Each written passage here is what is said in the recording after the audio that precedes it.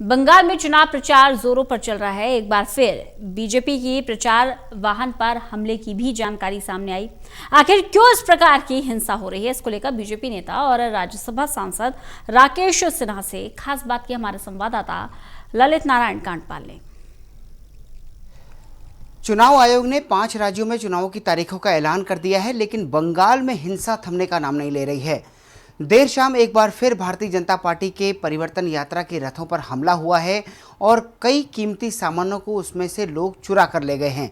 इस पूरे मामले पर मेरे साथ बात करने के लिए मौजूद हैं भारतीय जनता पार्टी के नेता और राज्यसभा सांसद राकेश सिन्हा जी। राकेश जी, जिस तरह से हम देख रहे हैं, उम्मीद ये की जा रही थी कि चुनावों की घोषणा के बाद ये सब चीज़ें ठीक हो जाएंगी, लेकिन अभी भी थम नहीं रही है। देखिए, ममतावाद और फांसीवाद दोनों पर्यायवाची शब्द हो गया है। अब टीएमसी के शासन को, टीएमसी पार्टी के कार्यकर्ताओं के व्यवहार को बताने के लिए फासिस्ट शब्द के प्रयोग की आवश्यकता नहीं है।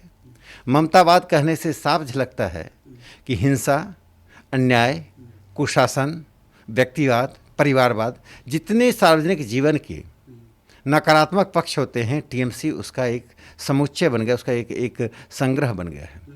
जिस प्रकार से उन्होंने बर्बरता को पश्चिम बंगाल की राजनीति का अभिन्न हिस्सा बना दिया है, जिस प्रकार से अपने कार्यकर्ताओं के मन मस्तिष्क को, उनकी मानसिकता को इसके लिए तैयार कर दिया है कि अपने से असहमत रखने वालों के साथ राक्षसी तरीके से प्रस्तुत करो, वही आज दिखाई पड़ रहा है। मुझे लगता है कि अब समय आ गया है जब चुनाव आयोग कठोरता से संज्ञान ले। चाहे जिस पार्टी का जो भी व्यक्ति हिंसा का सहारा लेता है, वह संसदीय जनतंत्र पर हमला करता है। ममता बनर्जी वही कर रही हैं।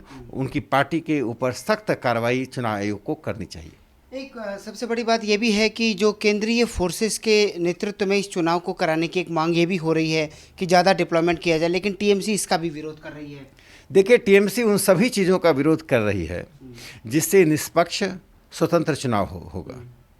और यदि निष्पक्ष और स्वतंत्र चुनाव कराना है तो राज्य की प्रशासन, पुलिस पर हम बहुत निर्भर नहीं कर सकते हैं, क्योंकि उनके मन में भी भय और आतंक का वातावरण ममता बनर्जी ने डाल दिया है। और जनतंत्र में यह संभावना बनी रहती है कि कौन पार्टी सरकार में आए।